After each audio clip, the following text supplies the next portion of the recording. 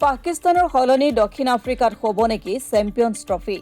ICC champions trophy 2025ক লৈ অব্যাহত আছে বিতৰ্ক ইতিমধ্যে এই প্ৰতিযোগিতাত অংশগ্ৰহণৰ বাবে পাকিস্তানলৈ নোযোৱাটো নিশ্চিত হৈছে ভাৰতৰ বিশ্বৰ সৰ্ববৃহৎ ক্ৰিকেট বোৰ্ডৰ এই সিদ্ধান্তৰ পিছৰে পৰা সমস্যা বৃদ্ধি পাইছে পাকিস্তান ক্ৰিকেট বোৰ্ডৰ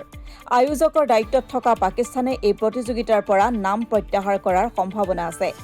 পাকিস্তান ক্ৰিকেট বোৰ্ডে হাইব্ৰিড মডেল অস্বীকাৰ কৰে তেন্তে ICC চেম্পিয়নছ ট্ৰফি 2025 দক্ষিণ আফ্ৰিকাত অনুষ্ঠিত হ'ব পাৰে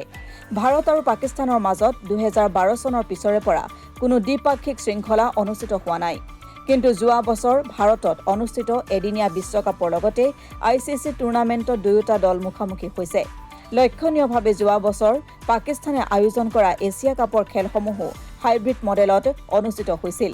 কিয়নো ভাৰতে পাকিস্তানত খেলিবলৈ অস্বীকাৰ কৰিছিল ঠিক তেনেদৰে এইবাৰো পাকিস্তানলৈ নাযায় ভাৰত এতিয়াও ভাৰতৰ ওচৰত আছে সময় যাবনে নাযায় সেই বিষয়ক ভাবিবলৈ